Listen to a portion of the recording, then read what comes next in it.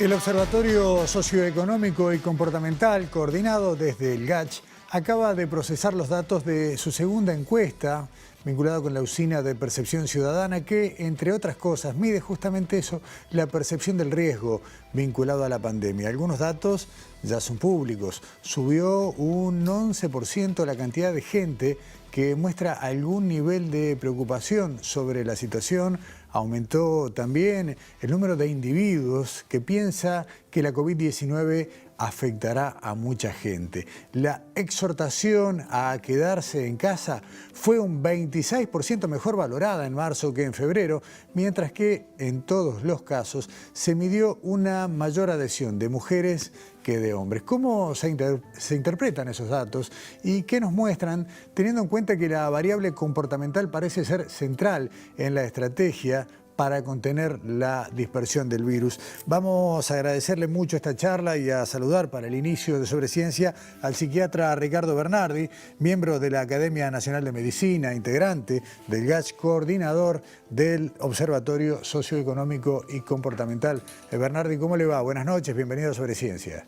Buenas noches, muchas gracias por la oportunidad de estar con ustedes. Los agradecidos somos nosotros y vamos a conversar, entre otras cosas, de este segundo informe. El primero se hizo con datos de febrero, este segundo acaba de terminarse con los datos de marzo, vinculado a la percepción de riesgo de COVID-19, también a la adhesión a las medidas no farmacológicas, algo que, como decíamos en el arranque, es clave porque una parte importante de la estrategia para prevenir el contagio con el virus tiene que ver con la conducta de cada uno de nosotros. Efectivamente, por suerte ahora se nos va acercando la oportunidad de la inmunidad biológica, pero hay lo que se llamó una inmunidad comportamental, que es el no exponernos al contagio, que esta encuesta da este cambio de febrero a marzo, da alguna esperanza de que esté también aumentando. Digo alguna porque no se dan todas las condiciones óptimas para que esto se haga.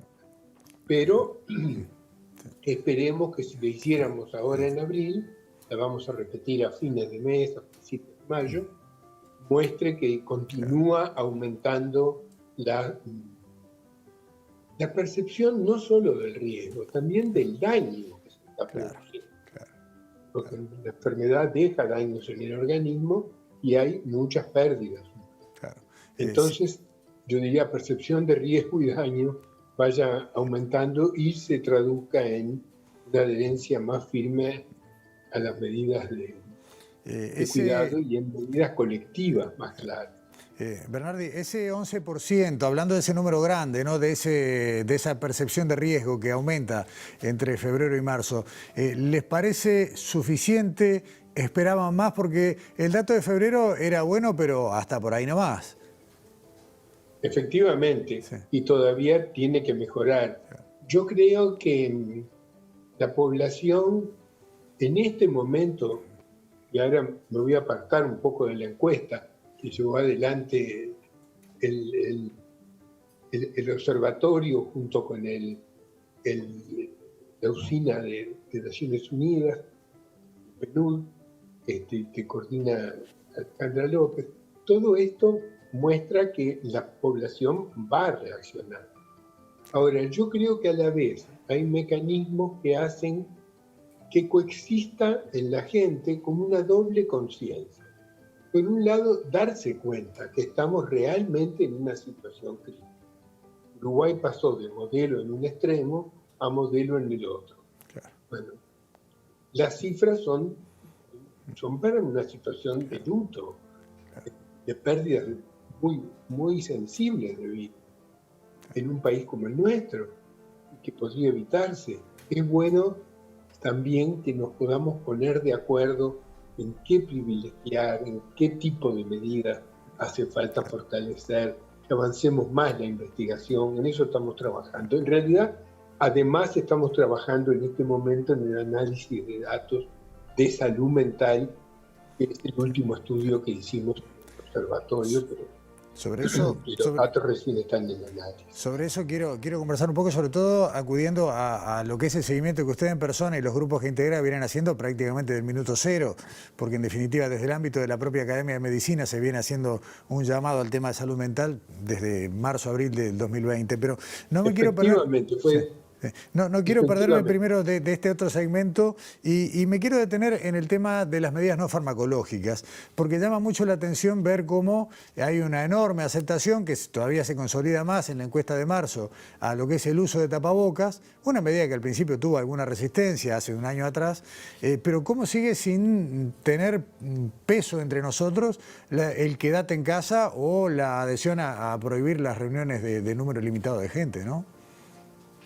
Lo cual es muy claro, es muy comprensible si nos damos cuenta que como país estamos en una situación un poco contradictoria. El GACH en febrero dijo muy claro, cuando llegamos a un nivel alto de transmisión comunitaria, las burbujas tienen que ser de los que conviven. Si la gente pasa de una burbuja a la otra, va a llevar consigo el virus. Claro, está claro. Pero si al mismo tiempo están abiertos los bares, los restaurantes, la gente tiene que ir a trabajar en ómnibus donde están amontonados. No todo el mundo puede trabajar en teletrabajo, etcétera, etcétera. O hasta hace poco estaban abiertos los free shop. Es obvio que hay algo allí disonante, de disonancia cognitiva, en la cual no está todo alineado como debería estar. En marzo del 2020 la actitud era mucho más clara y coherente. Hay una necesidad de sincronizar lo que se propone con lo que se dispone. Sí, y de evitar mecanismos psicológicos que están muy estudiados, sobre todo en psicoanálisis y en otros campos, que son los mecanismos de negación o de desmentida. ¿Qué quiere decir? Que yo sé que algo es así, pero aún así hago otra cosa. Claro. Yo puedo saber que el cigarro hace mal, pero un cigarrito más no me va a hacer mal. Bernardi, sí. No quiero quedarme sin tiempo para lo que mencionamos recién. Usted arrancó hablando de la percepción del daño y uno de los daños más notorios, aunque todavía no sea fácil de medir, tiene que ver con la salud mental y la afectación de un año y tanto ya de medidas de privación de visitas, de restricciones variables pero reales. ¿Qué temen y qué es lo que están empezando a ver en este sentido? Bueno, claro, los daños que están más a la vista en primera instancia son los daños en la salud física. Claro. Yo diría que los segundos no son exactamente en la salud mental, son más bien los daños que van a afectar la educación. Yo creo que hay un sector de niños, y me atrevo a decir en todos los niveles, que no logra aprovechar como debería. Dicen que las pruebas no lo muestran, pero hay algo en el fenómeno de socialización y de aprendizaje compartido que yo creo que puede ser un daño también muy fuerte.